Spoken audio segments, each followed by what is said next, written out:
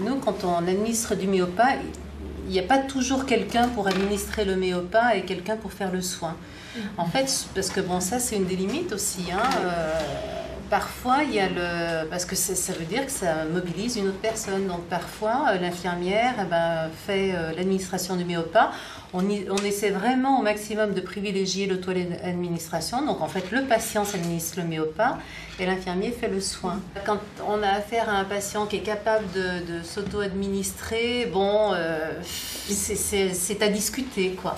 Tu peux pas le surveiller quand tu fais donc moi je pense que si. Moi ça m'arrive de faire les deux, mais de garder le contact avec le patient sans arrêt et sans arrêt lui parler mais peut-être parce que j'ai l'habitude, les soins on les connaît bien, mais je crois qu'il faut garder de toute façon le contact avec son patient quoi qu'il arrive. On peut faire le soin et continuer à parler à son patient quand même. Bien sûr, l'idéal c'est d'avoir une deuxième personne. Quand tu es dans ton soin, tu peux pas moduler sur le débit, tu peux pas regarder les niveaux de bouteilles, tu peux pas regarder.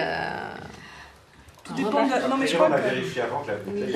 Oui, mais bon, enfin, en particulier chez l'adulte, tu as quand même des variations de ventilation qui font que tu es obligé de moduler les débits. Quand tu es ganté avec des mains stérile, enfin, quand tu fais ton soin, tu ne vas pas toucher ta bouteille. Ouais, tout dépend. C'est quand même des contraintes. Mais c'est pareil, c'est un peu quand au cas par cas. Quand tu es le nez dans ton pansement, tu ne vas pas forcément surveiller quand est-ce que le patient peut vomir, enfin anticiper, tu vois. Mais ça pose la question, avant le Méopa, je dirais que ça voudrait dire qu'avant le Méopa, finalement, quand on faisait son pansement, on ne faisait rien d'autre. Or, on gardait bien ce contact, on avait bien cette communication, donc moi je crois que c'est possible. Tout dépend de la manière dont on est installé. Ça, je crois que c'est important de prendre le temps de s'installer par contre. D'être bien disposé par rapport aux soins, que le patient soit correctement lui-même installé. On choisit effectivement l'inclinaison, qu'il soit très assis, moyennement assis, et que le soignant soit bien installé, qu'il ait à portée de main le débitmètre pour régler effectivement le débit. Parce que je vois au départ, nous on avait sur le protocole, pour rassurer un peu tout le monde, on avait mis 2 personnes, effectivement. Sans nommer d'ailleurs forcément les fonctions, ça pouvait très bien être une infirmière et une aide-soignante. On avait choisi. Donc, au moins une infirmière. On avait choisi donc 2 personnes. Et puis à la consultation, très rapidement, ça n'a pas été réaliste, c'était pas possible. Et les soignants, très rapidement, se sont débrouillés seuls. Alors après, ça dépend aussi, c'est au cas par cas, ça dépend des patients. Les patients qui ont bien l'habitude, la première fois, ça peut rassurer un peu tout le monde qu'on soit 2, mais après, je dirais que s'ils sont capables de tenir le masque, ils leur expliquent bien comment ça va se passer. Moi, je ne vois pas vraiment la limite qu'il y ait qu'une seule personne. Je vois plus de limites quand on est contraint de devoir réunir toujours 2 personnes. Ça peut être difficile dans un service. Moi, je crois que c'est une question d'installation et de participation du patient. La surveillance, je crois qu'on peut l'avoir autant, avec ou sans Méopa, on doit surveiller son patient. Les faciès de douleur, c'est important de les repérer, même quand on est concentré sur son pansement. Ça dépend à quel niveau de sensibilisation on est dans l'établissement. Parce que nous, on vit là actuellement où je travaille, c'est qu'il y a des services qui sont devenus complètement autonomes de par la formation et du coup peuvent se permettre aujourd'hui d'être à la fois l'infirmière qui administre et à la fois celle qui sert le médecin pour le geste. Je parle notamment là, dans le cadre de tout le secteur où on pratique des ponctions pleurales, des fibroscopies bronchiques, où elles ne sont pas non plus énormément en termes de personnel et elles peuvent aujourd'hui faire à la fois les deux. D'autant que les médecins sont impliqués dans l'administration du Méopa également. Par contre, tous les services où la sensibilisation n'est pas encore assez importante et que les gestes nous incombent, on souhaite qu'il y ait 2 infirmières. Et ensuite, quand le service est formé, elles peuvent être beaucoup plus à l'aise et organiser leurs soins en fonction. Et si elles souhaitent avoir l'infirmière douleur en plus, elles nous appellent. Mais je crois qu'il y a 2 niveaux en fait. Il n'y a pas blanc ou noir, c'est vraiment on s'adapte en fonction du niveau de sensibilisation de chaque service, parce qu'on est assez hétérogène en fait. Bien entendu, l'idéal, c'est être 2. Mais moi, souvent, je fais des pansements seuls. Par exemple, le pansement d'escar chez un patient qui est en position latérale. Je ne l'ai pas vraiment de visu, mais c'est tout. Je suis un tout petit peu plus vigilante, mais je fais tout de même le pansement seul, avec le Méopa.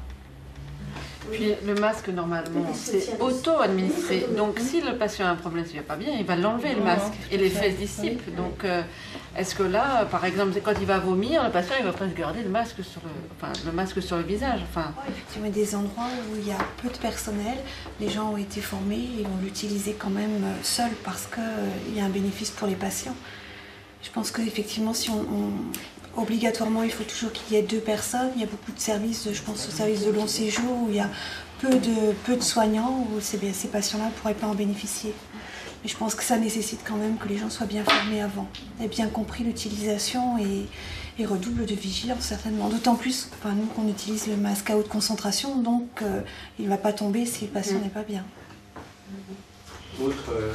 C'est pas tellement en termes d'effets secondaires que moi j'attache de l'importance, c'est vraiment l'accompagnement de la deuxième personne qui aide le patient à subir le geste qui est important. Chez l'adulte, notamment quand ils sont dans des phases d'attente de diagnostic avec des examens douloureux qui vont donner un diagnostic, il y a une décompensation souvent sous méopa qui peut être déroutante pour les soignants, c'est-à-dire qu'ils craquent vraiment. Je ne sais pas si ça vous est arrivé.